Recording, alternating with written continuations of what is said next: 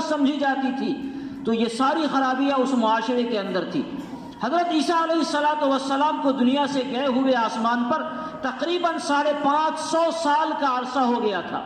اتنے لمبے وقفے سے آسمانی ہدایت کا کوئی نزول نہیں ہوا تھا۔ 550 یا 500 سال کے بعد آسمان سے ایک ہدایت کا سراج آنے والا ہے، ایک چراغ طلوع ہونے والا ہے، اور اس چراغ کو اللہ تبارک و تعالیٰ کی طرف سے وحی آنے والی ہے۔ پوری دنیا اگر طے کر لے اور بیٹھ کر دیکھ لے کہ اس معاشرے میں سب سے پہلا پیغام کیا ہونا چاہیے، جتنے منہ اتنی باتیں آئیں گی۔ کوئی کہے گا کہ شرک سب سے بڑا گناہ ہے، سب سے بڑی بیماری ہے، لہذا سب سے پہلے شرک کا تذکرہ ہونا چاہیے۔ آدمی ایک اللہ کو ماننے لگے گا تو خود ہی ساری برائیاں چھٹ جائیں گی۔ کوئی کہے گا سماج میں انصاف کے بول بالے کی تعلیم ہونی چاہیے، کوئی کہے گا شراب کی تعلیم ہونی چاہیے کیونکہ شراب ام الخبائث ہے، ساری خرابیوں کی یہ جڑ ہے۔ لیکن نہیں، جناب رسول اللہ صلی اللہ علیہ وسلم پر جو سب سے پہلی وحی نازل ہوئی، ہم سب جانتے ہیں اللہ رب العزت نے اقرأ بسم ربک الذی خلق کا پیغام دیا۔ اللہ رب العزت کی طرف سے یہ پیغام دیا گیا کہ ساری خرابیوں کی جڑ یہ ہے کہ انسان میں علم کی روشنی نہیں ہے، انسان اللہ کو پہچان نہیں رہا ہے، وہ اپنے خالق کے پہچاننے سے بالکل ناآشنا ہے، وہ جاہل ہے۔ اور جب جہالت آئے گی، تاریکی آئے گی، تو تاریکیوں کی وجہ سے ہر طرح کی خرابیاں پیدا ہوتی ہے۔ اس سماج کو اگر اندھیرا بنا دیا جائے، رات کی روشنیاں ختم کر دی جائیں، ساری لائٹ بجھا دی جائیں یا لائٹ کا انتظام ختم کر دیا جائے، اب آپ کو ایک قدم چلنا دشوار ہو جائے گا، نہ جانے وہ اگلا قدم کہیں ہمارا سانپ پر پڑ جائے، کہیں اگلا قدم کسی گڑھے میں پڑ جائے، کہیں اگلا قدم کسی شیر کے سامنے پڑ جائے، کسی کتے کے بدن پر پڑ جائے۔ تو اندھیرا ہے تو ہر طرح کے اندیشے ہوں گے اور ہر طرح کی خرابیوں کا سامنا انسان کو کرنا پڑے گا۔ لیکن اگر معمولی سا ٹارچ بھی آپ کے پاس ہے، روشنی کا تھوڑا انتظام اگر آپ کے پاس ہے، تو اپنے اس روشنی کے انتظام سے آپ اپنے سفر کو بڑی آسانی سے طے کریں گے۔ کوئی خاردار درخت ہوگا، اس سے بھی اپنے آپ کو بچائیں گے، کہیں کوئی زہریلی جانور اور کیڑا مکوڑا ہوگا، اس سے بھی اپنے آپ کو بچائیں گے، کوئی اور دوسری خرابیاں ہوں گی، اس سے بھی اپنے آپ کو بچائیں گے۔ تو سمجھ میں آتا ہے کہ روشنی چاہے وہ تھوڑی بھی ہو، وہ اندھیرے پن کو دور کرتی ہے، اور جب اندھیرا دور ہوگا تو اندھیرے کے جو لوازمات ہیں، اندھیرے کے جو فتنے ہیں، اندھیرے کی جو مصیبتیں ہیں، ان مصیبتوں سے انسان اپنے آپ کو بچا سکتا ہے۔ یہ اصول قرآن کریم نے دیا، یہ پیغام قرآن کریم نے دیا۔ قرآن نے علم کی اہمیت کو انسانیت کے سامنے بڑے بلند انداز میں بیان کیا کہ سماج سے ہر طرح کی خرابیوں کو اگر دور کرنا ہے تو علم کا اجالا تمہارے سماج میں کرنا پڑے گا۔ جس سماج میں علم کا اجالا نہیں ہو، وہ سماج برائیوں کی آماجگاہ بن جاتا ہے۔ اگر سماج کو برائیوں کا سے بالکل پاک بنانا ہے، برائیوں کا خاتمہ کرنا ہے، تو آسان طریقہ یہ ہے کہ اس سماج میں علم کی روشنی جلائی جائے، اس سماج میں علم کے چراغ کو جلایا جائے، وہاں علم کا بول بالا کیا جائے، تو سماج سے ساری برائیاں خود ہی ختم ہو جائیں گی، ساری انارکیاں خود ہی ختم ہو جائیں گی۔ جب انسان کو اللہ کی معرفت ہو گئی، اسے پتہ چل گیا کہ اللہ کا حکم یہ ہے، اسے معلوم ہو گیا ہمارا خدا اس سے راضی ہوتا ہے، اس سے ناراض ہوتا ہے، تو کہیں نہ کہیں آج نہ کل وہ اللہ کی نافرمانی سے اپنے آپ کو بچائے گا۔ اور اگر خدا نخواستہ اللہ کی کوئی نافرمانی کرے گا بھی تو اس کا دل ملامت کرے گا کہ تم یہ کام صحیح نہیں کر رہے ہو۔ تو اسلام نے اسی لیے سب سے پہلا پیغام دیا، اقرأ بسم ربک الذی خلق، اے لوگو علم کے چراغ کو جلاؤ،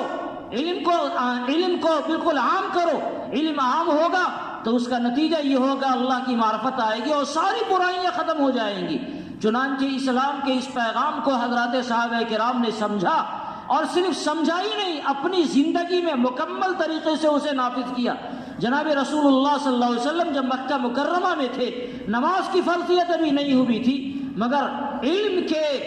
پیغام کو عام کرنے کے لیے، انسانیت میں علم کا چراغ جلانے کے لیے آقا علیہ السلام نے ایک مرکز قائم کیا جس کا نام دار ارقم تاریخ میں اور سیرت کی کتابوں میں درج ہے۔ پہاڑ کی گھاٹی کے اندر ایک خاص جگہ بنائی گئی اور وہاں صحابہ کرام کو اکٹھا کیا جاتا۔ وہ ایسی جگہ تھی جو دشمنوں سے تقریباً محفوظ جگہ تھی، وہ چونکہ دونوں طرف پہاڑیوں سے گھری ہوئی جگہ تھی، اس کا نتیجہ یہ تھا کہ دشمنوں سے اپنے آپ کو محفوظ کرنا صحابہ کرام کے لیے آسان تھا۔ حضور علیہ السلام وہیں جمع ہوتے، صحابہ کرام کو وہاں بلاتے اور وہاں انہیں اللہ رسول کا پیغام انہیں پہنچایا جاتا۔ جب مکہ مکرمہ سے مدینہ منورہ ہجرت کی بات آئی تو یہاں بھی اللہ کے گھر کو قائم کرنے کے بعد جو کام سب سے اولین بنیاد پر کیا گیا، صفہ کا قیام عمل میں آیا۔ مسجد نبوی کے بغل میں ایک جگہ مخصوص کی گئی جہاں حضرات صحابہ کرام رضوان اللہ تعالی علیہ مجمعین کی تعلیم کا انتظام کیا گیا، صحابہ کرام کی تعلیم کا وہاں انتظام کیا گیا۔ ایسے صحابہ بھی تھے جو 24 گھنٹے یعنی دارالاقامہ میں باضابطہ رہ کر، مدرسہ میں مقیم ہو کر وہ پڑھنے کے لیے انہوں نے اپنے آپ کو وقف کیا، اور ایسے طلبہ بھی تھے جو مدرسے میں آنا جانا جن کا لگا رہا۔ ظاہر ہے وہ چھوٹے طالب علم نہیں تھے، 10-12 سال کی عمر کے طلبہ نہیں تھے، وہ بڑے بڑے طالب علم تھے، سب کی شادی بیاہ ہو چکی تھی، سب کے گھروں کی ذمہ داری ان کے سروں کے اوپر تھی۔ تو ایک طرف اللہ کے رسول سے علم بھی حاصل کرنا ہے اور دوسری طرف اپنے گھر کو بھی چلانا ہے، تو انہوں نے جز وقتی طور پر اپنے آپ کو بارگاہ رسالت کے لیے پیش کیا۔ یعنی جو طلبہ مدرسے میں جانے آنے کا کام کرتے ہیں، رہائش کا کام نہیں کرتے، اس طور پر انہوں نے اپنے آپ کو پیش کیا۔ جہاں موقع ملا اس درسگاہ کے اندر آ کر بیٹھ گئے اور حضور علیہ الصلوۃ والسلام سے انہوں نے پڑھنا شروع کیا۔ جو آپ نے پیغام دیا وہ پیغام سیکھا، اور پھر جب انہیں فراغت ہوئی تو اپنے گھر کے کام کاج کے لیے چلے گئے، بازار میں چلے گئے، اپنی دنیا کی ضرورتیں انہوں نے پوری کی یا کوئی اور ضرورت پوری کی۔ تو دونوں طرح کے صحابہ کرام طالب علموں کی شکل میں اس مسجد میں اللہ کے رسول علیہ الصلوۃ والسلام سے علم حاصل کرنا شروع کیا، اور یہ کم بڑی تعداد نہیں ہوتی تھی، بعض اوقات تقریباً 400 طلبہ کی تعداد صحابہ کرام کی موجود تھی جو بیک وقت وہاں پڑھنے کے لیے جمع ہو جاتے۔ بعض صحابہ ایسے بھی تھے بھوک سے ان کا برا حال تھا، روایتوں میں آتا ہے، یہ صحابی خود فرماتے ہیں کہ میں بھوک کی وجہ سے غشی کے مارے بے ہوش ہو جایا کرتا، اور لوگ یہ سمجھتے انہیں فلاں بیماری ہے، وہ بیماری نہیں تھی، بھوک کرنے کے لیے میرے پاس کوئی انتظام نہیں تھا، اور اس انتظام کے نہ ہونے کی وجہ سے میں بھوکا ہوتا، بھوک کی وجہ سے بے ہوشی آتی، میں مدرسے سے کہیں جا نہیں سکتا تھا، کیونکہ اگر میں کہیں جاتا تو شاید ایسا ہوتا کہ حضور علیہ الصلوۃ والسلام نے کوئی سبق پڑھایا اور وہ سبق میں نہ ہوتا، اس لیے انہوں نے اپنے آپ کو بھوکا رہنا گوارا کیا، بھوک کی وجہ سے بے ہوش ہو جانا گوارا کیا، مگر ذرہ برابر یہ خیال نہیں ہوا کہ کہیں ہمارے سبق میں کسی طرح کا کوئی ناغہ ہو جائے، اور اس طرح انہوں نے بارگاہ رسالت سے علم کو حاصل کیا ہے۔ تو اس طرح یہ سماج جو علم کے زیور سے آراستہ ہوا، پھر اللہ رب العزت نے ایسا مقام عطا فرمایا کہ ساری دنیا ان کے زیر نگی ہو گئی، ساری دنیا ان کے غلام ہو گئی۔ غزوہ بدر کے موقع سے اسلام کی جو سب سے پہلی لڑائی ہے، اس لڑائی کے اندر مسلمان بڑی بے سر و سامانی کے عالم میں، مسلمانوں کی بھی ایک بڑی تعداد اس میں شہید ہوئی، اور کفار کی تو بڑی تعداد اس جنگ میں کام آئی، بڑے بڑے کفار اس میں قید کیے گئے۔ آقا علیہ الصلوۃ والسلام نے جنگی قیدیوں کو رہا کرنے کی ایک شرط یہ بھی لگائی کہ اگر تمہاری قیدیوں میں کوئی آدمی پڑھا لکھا ہے تو وہ 10 مسلمانوں کو پڑھنا لکھنا سکھائے، اور اس کے عوض میں اسے رہا کیا جائے گا۔ مسلمان چاہتے تو اپنے فقر و فاقہ کو دور کرنے کے لیے یہ بھی شرط لگاتے کہ تم چاہے پڑھے لکھے ہو چاہے کچھ بھی ہو، ہم نہیں جانتے، 10 لاکھ روپے ادا کرو اور چھوٹ جاؤ۔ لیکن نہیں، جس کے پاس علم ہے اس کو یہ شرط نہیں لگائی گئی، جس کے پاس مال ہے اس کے پاس فدیہ کی شرط لگائی گئی کہ اگر تمہارے پاس مال ہے تو مال ادا کرو، چھوٹ جاؤ۔ بہت سے ایسے لوگ بھی تھے جن کو بغلا کسی عوض کے چھوڑ دیا گیا، لیکن جن کے پاس کسی طرح کی جانکاری تھی، کوئی علم تھا، کوئی کسی کو لکھنا آتا تھا، کسی کو کوئی اور زبان آتی تھی، تو ان کے بارے میں یہ شرط لگائی گئی کہ آپ 10 صحابہ کرام کو پڑھنا سکھا دیں اور آپ چھوٹ جائیں۔ ظاہر ہے کہ ان حضرات کے پاس جو مسلمانوں کے قید میں تھے قرآن اور حدیث کا علم نہیں تھا۔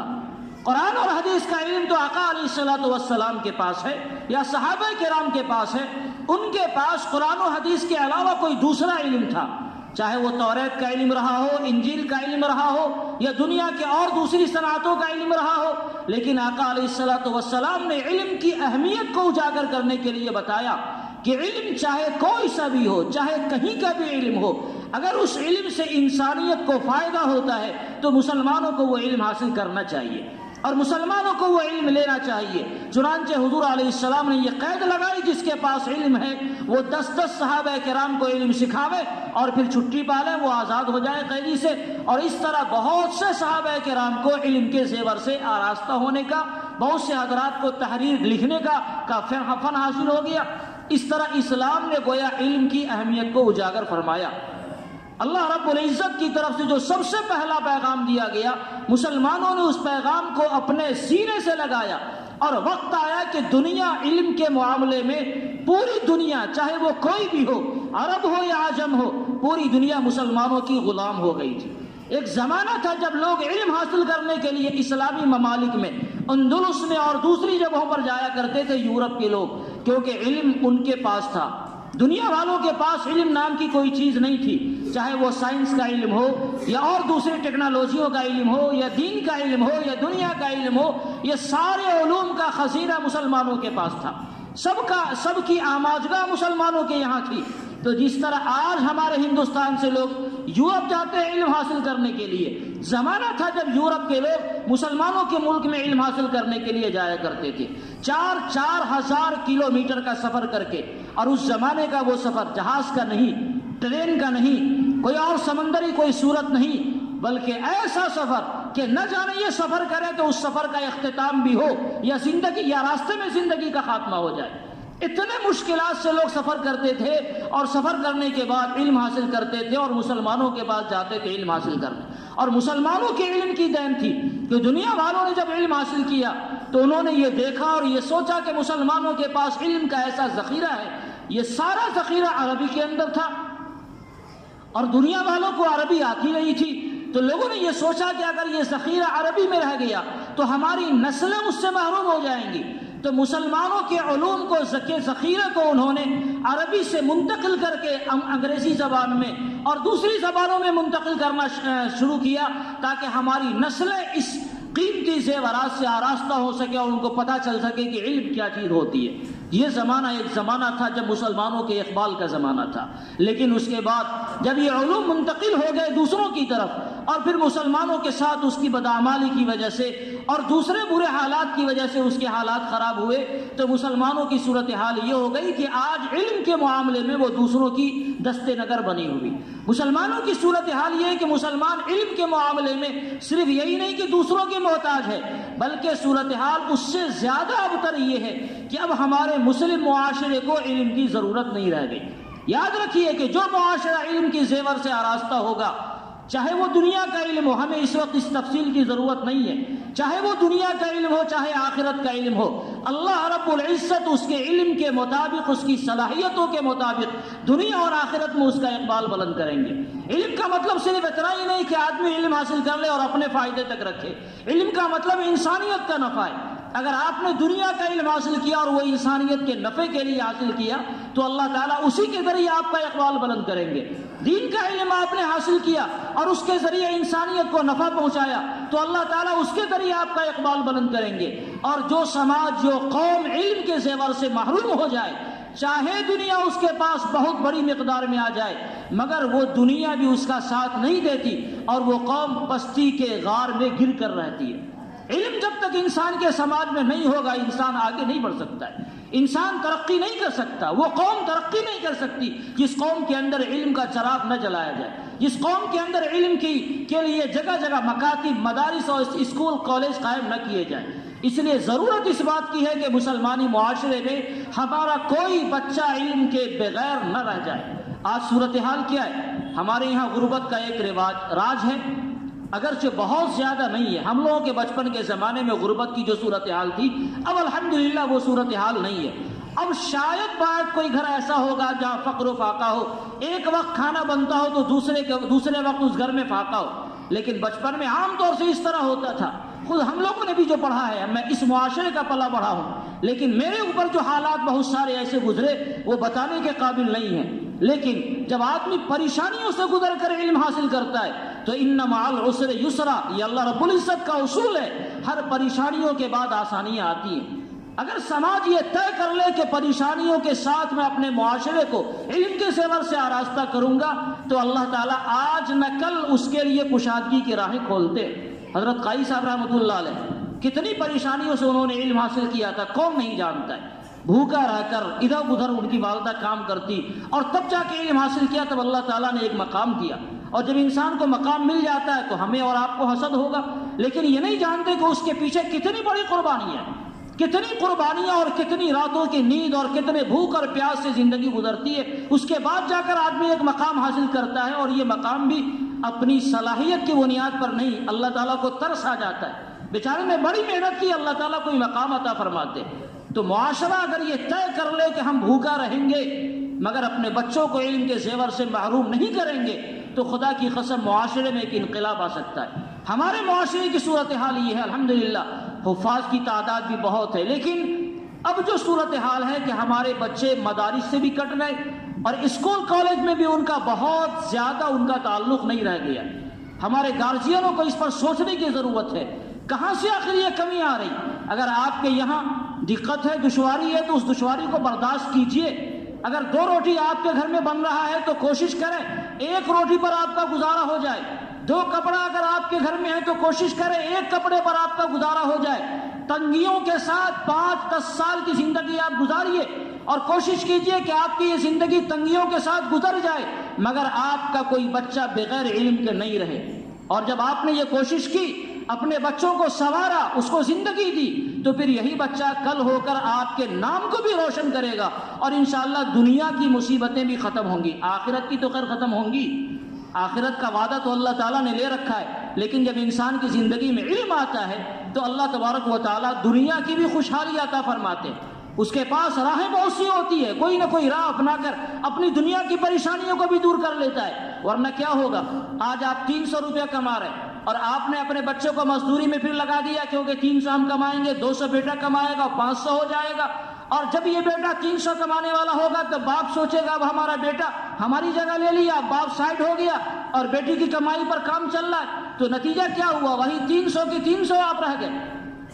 کل بھی آپ نے 300 کمایا، آج بھی 300 کما رہے، اور آپ کا بیٹا آئے گا وہ بھی 300 کمائے گا، اور پھر آپ اسی طرح بے یار و مددگار افلاس کے ساتھ زندگی گزارنے پر مجبور ہوں گے۔ تو اگر یہی مفلسی کی زندگی گزارنا ہے تو کیوں نہیں طے کر لیں کہ ذرا سا صبر کر کے اپنے بچوں کو آگے بڑھایا جائے اور اپنے بچوں کو ایسے علم سے آراستہ کیا جائے جس علم کی بنیاد پر اس دین کی دنیا کے اندر بھی اور آخرت کے اندر بھی اللہ تعالیٰ اس کے مقام کو بلند کرے۔ آج مواقع ہیں ہمارے پاس، کل یہ مواقع نہیں رہیں گے۔ بچوں کو پڑھنے کا ایک جذبہ ہے، لیکن جو حالات اب چل رہے ہیں لگتا ہے کہ مستقبل میں پڑھنے کا یہ جذبہ شاید ختم ہو جائے۔ ہمارے بچپن میں جو جذبہ تھا اب نہیں ہے، اب جو جذبات ہیں وہ آئندہ نہیں رہیں گے۔ تو اس طرح حالات دھیرے دھیرے خراب ہوتے جا رہے ہیں، تو کل جب آپ اپنے بچوں کو علم کی طرف موڑنا بھی چاہیں گے شاید وہ مڑ نہیں پائیں گے۔ اس لیے اگر آپ کے پاس بچے ہیں تو ان کو علم کے زیور سے آراستہ کیجیے۔ ہر گھر یہ طے کر لے کہ ہمارا بچہ علم اور اس کی تربیت کے ساتھ مکمل طریقے پر آراستہ ہوگا۔ اس کے لیے ہمیں جو قربانی دینے کی ضرورت پڑے ہم قربانی دیں گے۔ اگر ہم بیمار ہیں، اگر ہم کمزور ہیں، اگر ہمارے اوپر گھر کی ذمہ داری زیادہ ہے، اس کے بعد بھی طے کر لے کہ تھوڑا سا بوجھ اور برداشت کر لیا جائے، تھوڑی سی پریشانیاں اور برداشت کر لی جائے۔ میں نے یتیمی کے ساتھ زندگی گزاری ہے اور بڑی پریشانیوں کے ساتھ زندگی گزاری ہے، اس وقت ان پریشانیوں سے اگر میں گھبرا کر باہر نکل آتا اور بندی بنانے کی طرف ہم لوگ بھی چلے جاتے تو شاید اللہ تعالیٰ نے جو تھوڑا بہت مقام عطا کیا ہے ظاہر ہے یہ خواب میں بھی نہیں ملتا، لیکن اس پریشانیوں کو برداشت کیا گیا۔ بہت سارے حالات آئے، سارے حالات کو پیچھے موڑ کر بالکل پیچھے کر دیا گیا اور آگے بڑھنے کی کوشش کی گئی۔ اللہ رب العزت پر نگاہ رہی تو اللہ تعالیٰ نے تھوڑا بہت عطا کیا ہے، لیکن اگر آدمی حالات سے گھبراتا اس وقت تو ظاہر ہے کہ یہ کچھ نہیں مل پاتا جو آج ملا ہوا ہے۔ اس لیے کوشش کرنے کی ضرورت ہے، ہم سب کو اپنے بچوں پر دھیان دینے کی ضرورت ہے، اور ہمارے جو بچے انہیں بھی سمجھنے کی ضرورت ہے کہ آپ یہ طے کر لیں کہ اپنے آپ کو علم کے زیور سے آراستہ کر کے رہیں گے انشاءاللہ۔ دنیا کی طرف نہیں دیکھیے، یہ دنیا کوئی بڑی چیز نہیں ہے، اللہ تعالیٰ نے مقدر میں آپ کو جتنا رکھا ہے اتنا مل کر رہے گا۔ آج صورتحال یہ بھی ہے کہ ہمارے بچے دوسروں کو دیکھتے ہیں دنیا کی طرف بھاگ رہے تو ہم بھی بھاگنے کی کوشش کرتے ہیں، اور اس کے لیے پڑھائی کو چھوڑنے کی کوشش کرتے ہیں۔ یہ سوچتے ہیں کہ آج نوکری ہو جائے جو کل ہونی ہے، پڑھائی کی تکمیل کے بغیر سائڈ ہو گئے، تو یہ مناسب نہیں ہے۔ آپ علم کے راہوں کو اپنائیں اور اس کے منازل کو سر کریں، اس کی بلندیوں کو پار کریں، اللہ رب العزت دنیا میں بھی آپ کو سرخروخ فرمائے گا اور آخرت کی بھی سربلندیاں انشاءاللہ آپ کے ساتھ ہیں۔ یہ طے کرنے کی ضرورت ہے، سماج کے ہر فرد کو بھی، اس کے گارجینوں کو بھی، اور ان بچوں کو بھی جو بچے علم کے زیور سے آراستہ ہو رہے ہیں۔ صورتحال یہ ہے کہ مدارس میں بھی ہماری تعداد بہت کم ہو رہی ہے۔ کیوں کم ہو رہی ہے؟ یہ ہر گارجین کو سوچنے کی ضرورت ہے۔ ہمارا بچہ آخر مدرسہ نہیں جاتا تو کیوں نہیں جاتا، اور اگر جاتا ہے تو آپ اس کی نگرانی کر رہے ہیں کہ نہیں کر رہے ہیں؟ استاد کے حوالے کر دیا اور ساری ذمہ داری استاد کے سر۔ ایک استاد کے پاس 50 بچے ہوتے ہیں، وہ آدمی 50 بچے کی نگرانی کیسے کرے گا؟ آپ کا 2 بچہ ہے، آپ اس کی نگرانی نہیں کر سکتے تو ایک آدمی 50 بچے کی نگرانی کیسے کرے گا؟ جب وہ مدرسہ جا رہا ہے تو بھی آپ کی نگرانی ہونی چاہیے کہ ہمارا بچہ واقعی مدرسہ جا رہا ہے کہ نہیں جا رہا ہے۔ اساتذہ کے پاس جائیے، ان کے پاس ادب سے بیٹھیے اور پوچھیے کہ اس کے بچے نے سبق سنایا کہ نہیں سنایا، ناغہ تو نہیں کر رہا، ایسا نہیں مدرسہ سے نکلا کہیں اور چلا گیا، مدرسہ سے آیا وقت پاس کر کے چلا آیا تو پڑھا کہ نہیں پڑھا، اور سبق سنایا نہیں سنایا، آگے بڑھ رہا ہے نہیں بڑھ رہا ہے، مہینے میں ہفتوں میں بڑھنے کا ریشیو کیا ہے۔ پھر وہ جب گھر آئے تو گھر پر آ کر اس کی تعلیم کی نگرانی کیجیے، اور پھر تعلیم کے ساتھ ساتھ اس کی تربیت کی نگرانی کیجیے۔ صرف تعلیم اگر آئے، علم آوے، یہ بیکار چیز ہے۔ آقا علیہ السلام نے فرمایا العالمون کلہم ہالکون الا العاملون، علم بھی اگر بغیر عمل کے ہو تو یہ سب لوگ بھی ہلاک ہونے والے۔ علم آ گیا اور عمل اس کی زندگی میں نہیں آیا تو یہ علم وہی ہے کہ گدھے کے اوپر کتابوں کی گٹھڑی رکھ دی جائے تو اس بیچارے کو کیا پتا یہ کتاب ہے یا لکڑی ہے، اسے کیا پتا۔ تو جس علم کے اثرات آپ کے بچوں کی زندگی میں نہیں آئے تو اس وقت بھی آپ کو چوکنا ہونے کی ضرورت ہے۔ بیٹا مدرسے میں پڑھنے جاتے ہو اور نماز چھوڑتے ہو، مدرسے میں پڑھنے جاتے ہو تمہارے سروں پر ٹوپی نہیں ہے، مدرسے میں پڑھنے جاتے ہو تمہارے چال کا، تمہارے بال کا، تمہارے چہرے کا انداز اور تراش خراش مدرسوں جیسا نہیں ہے، مدرسے میں پڑھنے جاتے ہو جھوٹ بول رہے ہو، غلط کام کر رہے ہو، تو اس کی بھی تربیت اور نگرانی کی ضرورت ہے۔ جب یہ کریں گے انشاءاللہ اللہ رب العزت ہمیں حوصلہ عطا فرمائے گا اور اللہ تعالی ہماری پریشانیوں کو دور فرمائے گا۔ اور جب اس پریشانیوں کو سر کر لیں گے، ایک بات میں بتاؤں، حضرت مفتی سعید صاحب رحمۃ اللہ علیہ نے فرمایا تھا کہ 10 سال اللہ تعالیٰ آزماتے ہیں، اور جب آدمی 10 سال اس آزمائش میں آنکھ بند کر کے رہتا ہے، اللہ کے خزانے پر اعتماد کر کے رہتا ہے، تو اس کے بعد اللہ تعالیٰ پھر کشادگی کا دروازہ کھولتے ہیں۔ یہ بات 2 استاد نے ہمیں فرمائی تھی، مفتی سعید صاحب نے بھی اور حضرت مولانا اعجاز صاحب رحمۃ اللہ علیہ نے بھی۔ یہ تجربے کی بات ہے، آزمایا ہوا ہے۔ 10 سال پریشانیاں ہوں گی، اس 10 سال میں آپ دنیا کی طرف آنکھ ادھر ادھر کر کے نہیں دیکھیں، ایک دم ایک رخ بنا لیں، اللہ کی رضا کے لیے ہمیں پڑھنا ہے۔ اور جب آپ نے اس مرحلے کو پار کر لیا تو پھر اس کے بعد اس کے ثمرات اور اس کی بلندیوں کو جب آپ دیکھیں گے تو خود آپ کو حیرانی ہوگی کہ اللہ تعالیٰ کی نوازش آپ کے اوپر کتنی ہے۔ خدا کرے یہ بات ہمیں سمجھ میں آ جائے، اللہ تعالیٰ ہمیں اس پیغام کو سمجھنے والا اور اس پر عمل کرنے والا بنائے۔ آمین۔ وآخر دعوانا الحمدللہ۔